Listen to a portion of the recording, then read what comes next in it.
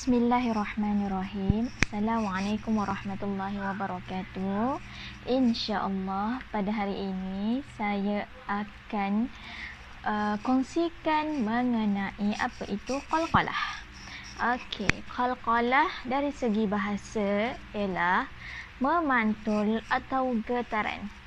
Dari segi istilah, kita memantulkan suara ketika menyebut huruf-huruf qalqalah. Huruf-huruf qalqalah dia ada 5, iaitu qaf, ta, ba, jim, dal, yang berbaris sukun. Berbaris sukun sama ada sukun asli ataupun sukun ganti kerana waqaf.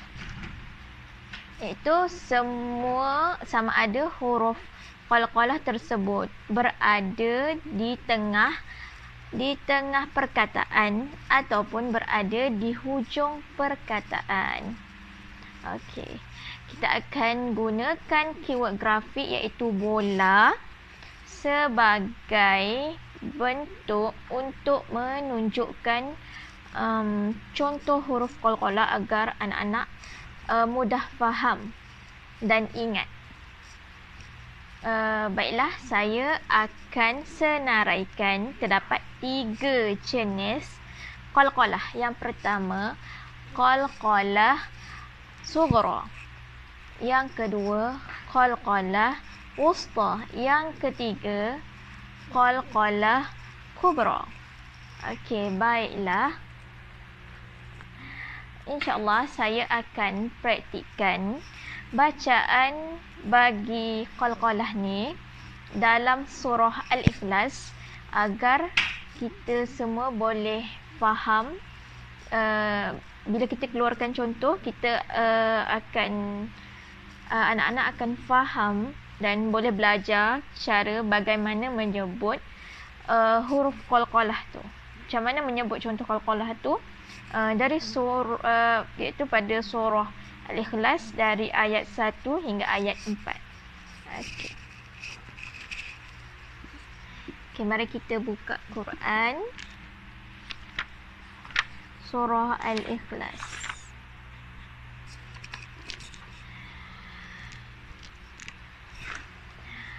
A'udzu billahi minasy syaithanir rajim. Bismillahirrahmanirrahim. Qul huwallahu ahad. Ini adalah qalqalah. Cara sebutan dia, Qul huwallahu ahad. Ahad. Okey. Yang kedua, Allahus samad. Allahus samad. Ini merupakan qalqalah yang kedua dalam surah Al-Ikhlas. Okey, kita cari pula yang ketiga. Lam yalid wa lam yulad. Dekat ayat yang ketiga ini terdapat qalqalah, iaitu di pertengahan ayat. Lam yalid. Okey, lam yalid merupakan qalqalah, itu qalqalah wusta. Walam yulad walam yakun lahu kufuwan ahad. Dan ada juga pada ayat terakhir, iaitu ayat keempat, merupakan qalqalah. Okey, dekat sini ada berapa bilangan qalqalah? Pertama, Qul huwallahu ahad. Okey, 1 qalqalah. Allahus samad. Okey, 2 qalqalah. Lam yalid wa lam yulad. Kat sini ada 2 qalqalah. Okey, lam yalid ini qalqalah, wa lam yulad ini pun qalqalah. Ini qalqalah yang berada di tengah dan ini merupakan qalqalah yang berada di akhir perkataan. Wa lam yakul lahu kufuwan ahad. Okey, 1 dan ini yang berada di akhir pada ayat keempat ini. Pertama, 1 qalqalah, 2 qalqalah, 3 lam yalid, 3 walam yulad, 4 qalqalah, walam yakun lahu kufuwan ahad, 5 qalqalah. Okey, dapat tak? Okey. Jadi dalam surah Al-Ikhlas ada 5 qalqalah.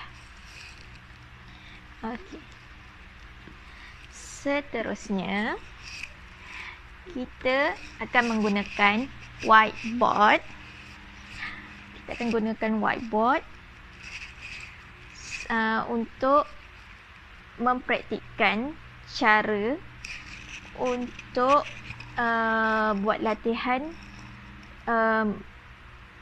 keluarkan qalqalah daripada surah Al-Ikhlas. Okay, yang pertama kita akan tulis hukum dia iaitu qalqalah. Yang tabel kedua adalah ayat iaitu contoh qalqalah dalam surah Al-Ikhlas tadi. Kita keluarkan 2 contoh qalqalah. Saya keluarkan iaitu pada ayat ketiga lam yalid yang lam yalid. Dal ni merupakan huruf qalqalah lam yalid. Itu dia merupakan qalqalah yang berada di pertengahan perkataan. Dan contoh yang keempat iaitu walam yakul lahu kufuwan ahad. Dan ini ayat yang terakhir terdapat qalqalah yang berada di pengakhir perkataan. Ahad, lam yalid, walam yakul lahu kufuwan ahad. Ahad yang berada di akhir perkataan. Okey. Kami akan saya menggunakan grafik iaitu bola yang menunjukkan simbol ataupun bentuk bagi hukum qalqalah. Okey, kita ulang semula. Huruf qalqalah dia mempunyai 5 huruf.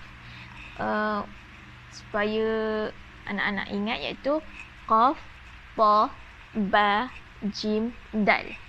InsyaAllah semoga apa yang saya kongsi pada hari ini memberi manfaat pada anak-anak semua. Assalamualaikum warahmatullahi wabarakatuh.